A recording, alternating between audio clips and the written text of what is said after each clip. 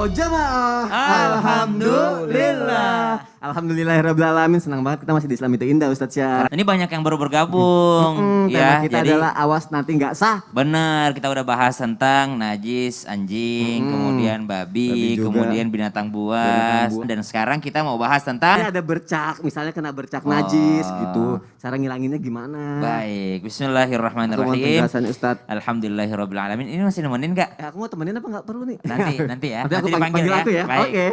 Alhamdulillahirrabbilalamin wassalatu wassalamu ala asyrafil anbiya'i wal mursalin sayyidina Muhammadin wa ala alihi wa sahbihi ajma'in asbahna wa asbahal mulku lillahi rabbil alamin. Mohon izin guruku Habib Utsman, Syekh Muhammad, Mas Soni serta guru-guru kami yang dimuliakan Allah Subhanahu wa taala.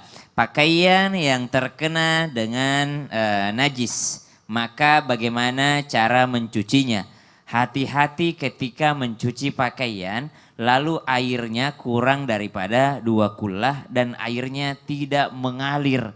Maka subhanallah ketika terkena najis, maka dihilangkan dulu fisik najisnya. Jadi ada kasar najisnya, ada warnanya, ada baunya, ada rasanya gitu ya. Jadi ternyata dihilangkan dulu itu kotorannya. Maka subhanallah dihilangkan dulu najisnya. Ini buat ibu-ibu yang mencuci di mesin cuci. Ibu itu nggak nyampe daripada 2 kullah air yang berada di dalam mesin cuci. Kalau ibu punya pakaian, ini kayak iklan deterjen. Ibu punya pakaian terkena najis, lalu ibu masukkan ke mesin cuci, lalu ada airnya di situ, lalu selesai dikeringkan gitu ya, lalu dipakai, maka bukan ini pakaian yang hilang najisnya, tapi air yang ada di dalamnya menjadi najis juga.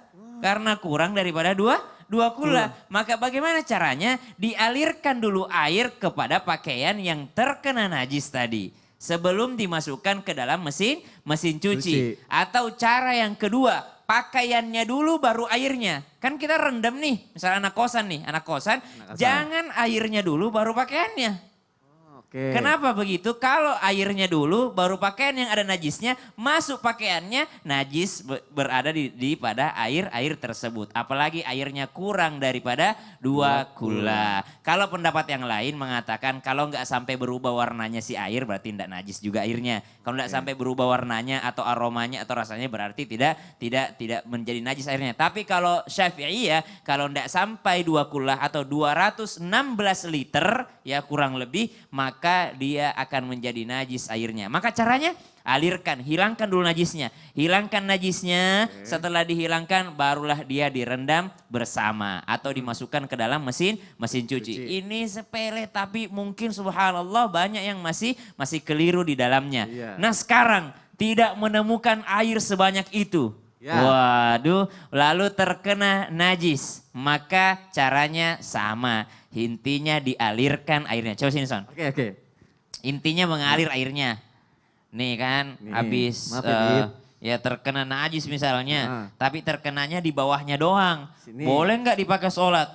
Ya bawahnya doang. Maka kalau kita yakin bahwa najisnya cuma ada di situ, maka yang dicuci hanya ini bagian ini. Datang ke tempat wudhu di masjid. Ya. Tempat wudhu di masjid, jauh salah ya kita bahasa-bahasa ya, anggap aja di masjid ya. Anggap aja di masjid. Ya, datang ke tempat wudhu di masjid, lalu bersihkan di keran air itu yang mengalir. Dibersihkan aja, bagian itu aja yang terkena daripada najis tadi. Sampai hilang bentuknya. Oh ya kan, udah ada lagi kan, udah halus udah bersih ya. nih. Udah bersih. Sampai hilang baunya, coba. Oh udah gak bau. Udah gak bau ya kan. Sampai hilang warnanya misalnya. Oh gak ada bentuknya sama dengan bentuk kan. Sampai hilang rasanya. Gimana rasa ini? Gimana coba kira-kira hilang rasanya? Aku jilat apa gimana? Nah begini penjelasannya. Sampai hilang rasanya itu seakan-akan andai pun disuruh jilat kita mau.